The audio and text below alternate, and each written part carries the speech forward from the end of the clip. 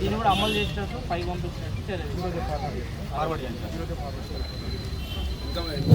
మన రంగారెడ్డి జిల్లా ప్రవీణ్ గారి బాణాల ప్రవీణ్ గారు ఈరోజు వినతి పత్రం ఇవ్వాల్సిందిగా కోరుతున్నాము.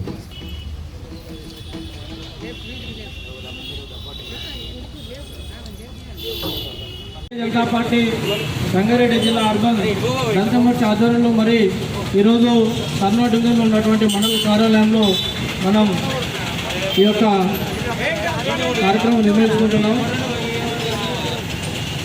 దళితులకి ఏదైతే కేసీఆర్ గారు హామీ ఇచ్చిండో 2014 నాడు గద్దెనెక్కిన మొదటిసారి దళితులకి మొట్టమొదటిగా సీఎం చేస్తారని ప్రకటించింది. ఎలక్షన్కి ముందు సీఎం కేసీఆర్ గారు మొదటి పెగ్గి వేసి ఆ రోజున దళిత ముఖ్యమంత్రి చేస్తా అని చెప్పిండు. మరి అదేవిధంగా రెండో పెగ్గి వేసి డబల్ బెడ్రూమ్ ఇల్లు ఇస్తా అని చెప్పిండు. అదేవిధంగా మూడో పెగ్గు వేసి 3 ఎకరాల భూమి ఇస్తా అని చెప్పిండు. 4వ పెగ్గు వేసి ఈరోజు హుజూరాబాద్ ఒకటే కనబడుతుంది. హుజూరాబాద్లో మరి ఉన్నటువంటి దళితులకి ఇంటికి 10 లక్షల రూపాయలు ఇస్తానని ప్రకటించిండు. నీకు ఏమాత్రం దళితులపై చిత్తశుద్ధి ఉంటే కేసీఆర్ తెలంగాణలో ఉన్నటువంటి దళితులందరూ కూడా ఎందుకు హామీ తెలంగాణలో ఉన్న అందరూ కూడా దళితులు కాదా? ఓన్లీ ఒక హుజూరాబాద్కే దళితులు ఉన్నారా? తెలంగాణలో ఉన్న దళితులందరూ కూడా ఎందుకు విస్మరిస్తున్నావు? నువ్వు ఎలక్షన్ ఉన్నది కాబట్టి దళితుల ఓట్లు కొనాలని చెప్పి దళితులు నీకు గొర్రెల్లాగా కనిపిస్తుంది కాబట్టి నువ్వు ఈరోజు నీకు పెట్టేసినప్పుడల్లా ఏదో ఒక పథకం తీసుకొచ్చి దళితులుగా గుర్తుపోసి మోసం చేస్తున్నావు. ఈరోజు 3 ఎకరాలు ప్రకటించి నువ్వు దాదాపు 7 సంవత్సరాలు అవుతుంది. ఇప్పటి వరకు తెలంగాణ రాష్ట్రంలో ఉన్న దళితులందరూ కూడా ఎంతమందికి నువ్వు ఇల్లు ఇచ్చావని చెప్పి నువ్వు ఒక శ్వేతపత్రం విడుదల చేయవు. కేవలం రాజకీయాల కోసం నువ్వు దళితులు వాడుకుంటున్నావు తప్ప నీ సొంత ప్రయోజనం కోసం రాజకీయ లబ్ధి కోసం నువ్వు వాడుకుంటున్నావు తప్ప దళితులకు చేసిందేమీ లేదు. భారతీయ జనతా పార్టీ వచ్చిన తర్వాత మొట్టమొదటిసారిగా కేంద్రంలో 12 మంది కేంద్ర మంత్రులను దళితుల క్యాబినెట్కి పంపిందని చెప్పి ఈ సందర్భంగా మీకు తెలియజేసుకుంటున్నాను. భారతీయ జనతా పార్టీ ఒక దళితుడిని రాష్ట్రపతి చేసింది. భారతీయ జనతా పార్టీ మొట్టమొదటిసారిగా తెలంగాణలో ఒక ఎస్సీ కమిషన్ మెంబర్ను కూడా నియమించిందని చెప్పి ఈ సందర్భంగా తెలియజేసుకుంటున్నాం. ఈరోజు నేషనల్ క్రైమ్ రికార్డ్ చెప్తుంది దళితులు 2014 కంటే ముందు దళితుల్లో నేషనల్ క్రైమ్ రికార్డు ప్రకారం 40% క్రైమ్ రికార్డు ఉంటే ఈరోజు 12% కూడా 12% దిగారింది. అంటే భారతీయ జనతా పార్టీ దళితులను ఎంత ఆదుకుంటుందో దళితులకు ఎంత అండగా ఉంటుందని చెప్పి మీరు ఈ విధంగా తెలుసుకోవచ్చు. అదేవిధంగా మరి ప్రతి ఊర్లో ఉన్నటువంటి నిరుపేదలైనటువంటి దళితులు, నిరుపేదలైనటువంటి డబ్బు ముట్టుకునే వాళ్ళు, నిరుపేదలైనటువంటి చెప్పులు ముట్టుకునే వాళ్ళకి నువ్వు ఆ రోజు గద్దెనెక్కిన తర్వాత 5,000 రూపాయలు పెన్షన్ ఇస్తాను, గౌరవ పెన్షన్ ఇస్తా అని చెప్పి నువ్వు ఆ రోజు ప్రకటించడం జరిగింది. నేను అడుగుతున్న ఇదే సందర్భంగా ఈ 5,000 రూపాయలు పెన్షన్ ఎటువంటిది? నువ్వు ఎకరాల వాళ్ళకి రైతు బంధు ప్రకారం పేరు మీద 100 ఎకరాల వాళ్ళకి దోచిపెడుతున్నావు తప్ప 18% ఉన్న దళితులకి నువ్వు ఏం చేయట్లేదని చెప్పి ఈ సందర్భంగా తెలియజేస్తున్నావు. నువ్వు దళితుల గొంతు నొక్కడానికే తప్ప నీ ప్రభుత్వం చేసేది లేదు. భారతీయ జనతా పార్టీ దళితులకు అండగా ఉండే పార్టీ. భారతీయ జనతా పార్టీ అందరి దళితులు కూడా సమానంగా చూసేటువంటి పార్టీ. భారతీయ జనతా పార్టీ కుల మత భేదాలకు అతీతంగా పనిచేసేటువంటి పార్టీ. ఈ భారతీయ జనతా పార్టీలో ఉన్న నాయకులందరం కూడా కలిసిమెలిసి ఉంటున్నాం. మీ పార్టీ గద్దెనెక్కిన తర్వాత దళితులపైన దాడులు జరుగుతున్నాయి. మరి మా దగ్గర ఉన్నటువంటి దళితుల్ని చాలామందిని కూడా నువ్వు అవమానపరుస్తూ ఇంతకుముందే చూసినాం. గతంలో కూడా నీ పార్టీలో ఉన్నటువంటి దళితులు కూడా అవమానం పరిచి వాళ్ళని ఏ విధంగా బయటికి పంపించినావో ఈ రాష్ట్రానికి అందరికీ తెలుసు, ఈ రాష్ట్ర ప్రజలను దళితులందరూ కూడా తెలుసు. రాబోయే ఎలక్షన్లో దళితులు నీ పాడగట్టి డప్పుతోటి కాటి కాపరి నీ పాడగట్టి నీ డప్పుతో సాగనంపుతానని చెప్పి ఈ సందర్భంగా తెలియజేస్తున్నా. ఇదే ప్లానింగ్ మన ముఖ్యమంత్రి గారిది. పరిపాలన వదిలిపెట్టేసి ఫామ్ హౌస్లో పండుకుంటాడు సారు, సెక్రటరీ కూడా కొట్టేసి ప్రగతి భవన్ పెట్టుకుంటూ ప్రజల ప్రాణాలు మాత్రం గాలికి వదిలేసింది.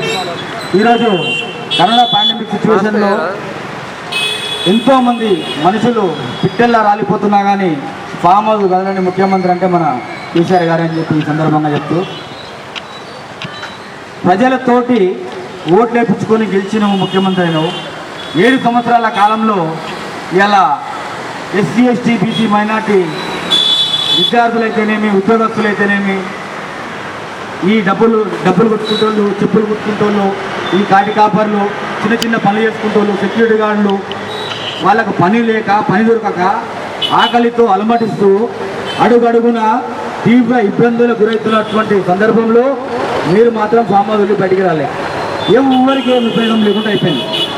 అదే సెంట్రల్ గవర్నమెంట్ కనీసం ఒక 6 నెలల కాలంలో పేద ప్రజలందరికీ ఫ్రీగా బియ్యం ఇస్తుంది.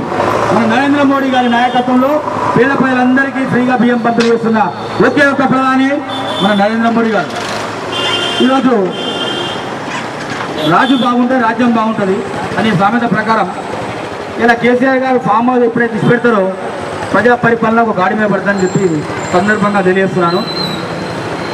ఈరోజు జరిగిన 7 సంవత్సరాల కాలంలో ప్రతి ఎలక్షన్లకు వచ్చినప్పటికీ అన్ని అబద్ధాలు, నోరు తెలిసే అబద్ధాల మాటలు. ఈరోజు హుజురాబాద్ ఎలక్షన్ వచ్చింది. ఓన్లీ హుజురాబాద్లోనే ఉన్నారు దళితులు. తెలంగాణ రాష్ట్రం మొత్తంలో లేరా? తెలంగాణ రాష్ట్రాన్ని మొత్తానికి ఎందుకు ప్రకటించారు మీరు దళిత బంధువులు అని నేను ఈ సందర్భంగా క్వశ్చన్ చేస్తున్నాను ముఖ్యమంత్రి గారిని. అంటే అక్కడ దాదాపు ఒక 35-36 వేల మంది ఓటర్లు, దళిత ఓటర్లు ఉన్నారు. ఈ ఓటర్లందరినీ గంపగుత్తగా దళిత బంధు పేరు చెప్పి అందరినీ గంపగుత్త వేసుకుందామనే ఒక కుట్రపూరితమైనటువంటి ఆలోచనలలో మన ముఖ్యమంత్రి గారు ఉన్నారు. ఈ మాయమాటలను దయచేసి ఎవ్వరు కూడా నమ్మొద్దు. ఆయనకు ఎలక్షన్లలో గెలవడం ఒక్కటే ప్రాతిపదిక. ప్రజల మీద ఎలాంటి ప్రేమ అనురాగాలు ఇలాంటివి ఏముండవు ఆయనకు. ఓన్లీ ఎలక్షన్ మేనేజ్మెంట్ ఒకటి సార్కి బాగా తెలుసు. ఎలక్షన్లో ఎట్టి పరిస్థితులలో ఎవరిని ఏం చేసినా కానీ ఎలక్షన్లలో గెలవాలి. ఇలా ఈటెల రాజేందర్ గారు బీజేపీ పార్టీలు వచ్చారు.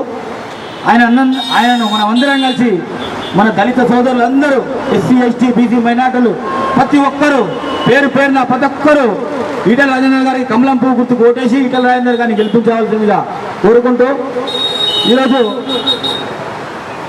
తెలంగాణ వ్యాప్తంగా ఉన్న దళితులందరికీ అదేవిధంగా దళిత బంధు ప్రకటిస్తే మీరు చెప్పనవసరం ఏం సార్, మీకే ఓట్లేస్తారు అందరు జనాలందరూ. కానీ ఈ మాయమాటలు నమ్మే పరిస్థితులు లేరు ప్రజలు కూడా తెలివి మీరేరు. ఎందుకంటే గడిచిన కరోనా సిచ్యువేషన్లో 2 సంవత్సరాలు ఎలాంటి బాధలు అనుభవించారో, మీరు ఎలాంటి సేవలు చేశారో ప్రజలకు అందరికీ చూస్తూనే ఉన్నారు. కాబట్టి ఇప్పటికైనా ఎలక్షన్ మేనేజ్మెంట్ వదిలిపెట్టేసి కొంచెం పరిపాలన మీద దృష్టి పెడితే ప్రజలందరూ సుఖ సంతోషంతో ఉంటారు. ఈరోజు మా ముఖ్యమైన దళిత మోర్చా ఈనాటి యొక్క ధర్నా కార్యక్రమం ముఖ్య ఉద్దేశం ఏంటంటే, దళితులు డబ్బులు కొట్టుకుంటారు, దళితులు చెప్పులు కొట్టుకుంటారు, దళితులు ఈరోజు శ్మశాన వాటికల్లో కాటికాపర్లుగా పనిచేస్తున్నారు.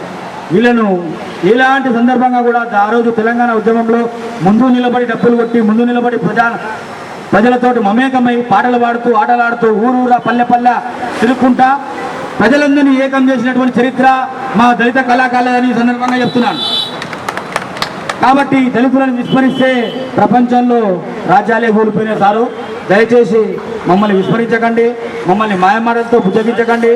మీకు నిజంగా దళితుల మీద ప్రేమ ఉంటే రాష్ట్ర వ్యాప్తంగా దళిత బంధు అమలు చేయవలసిందిగా ఈ సందర్భంగా డిమాండ్ చేస్తూ నాకు ఈ యొక్క అవకాశం ఇచ్చినటువంటి దళిత మోర్చా అధ్యక్షులు పానాల ప్రధాన గారికి కృతజ్ఞతలు తెలుపుతున్నాను.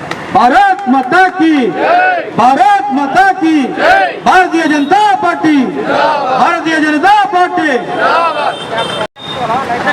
రంగారెడ్డి జిల్లా అర్బన్ జిల్లా అధ్యక్షులైనటువంటి బాణాల ప్రవీణన్న గారి ఆధ్వర్యంలో ఈరోజు దళితులకి న్యాయం జరగాలని ఒక మంచి ఆశయంతో ఈరోజు ఇక్కడికి ఈ యొక్క ప్రోగ్రాం చేస్తున్న మన అన్న బాణాల ప్రవీణ్ గారికి అన్నగారికి ముఖ్యంగా వారికి ధన్యవాదాలు తెలుపుకుంటున్నాం. ఈరోజు దేశంలో మొదటి పౌరుడు రాష్ట్రపతి ఒక దళితుడిని భారతీయ జనతా పార్టీ దేశంలో మొదటి పౌరుడిని చేసింది, రామ్నాథ్ కోవింద్ గారిని.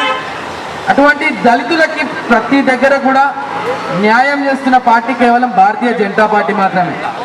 ఈరోజు మన తెలంగాణ రాష్ట్రంలో కేసీఆర్ పాలన ఎటువంటిదంటే, నన్ను నమ్ముకో ఉన్నది అమ్ముకో అన్నది ఎటుంటుంది మన కేసీఆర్ దొరది. ఈరోజు మొదట వచ్చినప్పుడు దళితుల్ని సీఎం చేస్తా, సీఎం చేయకపోతే మెడ నరుక్కుంటా అన్నాడు. నరుక్కుండా దళితుడిని సీఎం చేసిండా? దళితుడిని సీఎం చేయలేదు, మెడ నరుక్కోలేదు. మళ్ళీ ఏమంటాడు, దళితులకు 3 ఎకరాల భూమి అంటాడు. ఇచ్చిండు ఎవరికైనా ఒక్కరికైనా? ఇక్కడ చాలా మంది దళితులు ఉన్నారు, ఎవరికైనా ఒక్కరికైనా 3 ఎకరాల భూమి ఇచ్చిన? ఇయ్యలేదు, ఇయ్యడు. అంటే ఆయన ఎటువంటి రాజకీయాలు చేశాడంటే శవాలమైన పేలాలు ఏర్పుకునేటువంటి రాజకీయం చేసే మనిషి ఎవరైనా ఉన్నారంటే ఆయన కేవలం కల్వకుంట్ల చంద్రశేఖరరావు మాత్రమే. ఈరోజు భారతీయ జనతా పార్టీ దేశంలో ఉన్న ప్రతి ఒక్కరి కోసం, దళితుల కోసం, ఎస్సీ ఎస్టీ బీసీ ప్రతి ఒక్కరి కోసం పోరాడుతుంది. ప్రతి ఒక్కరి అభ్యున్నత కోసం పాటుపడుతున్న పార్టీ కేవలం భారతీయ జనతా పార్టీ మాత్రమే.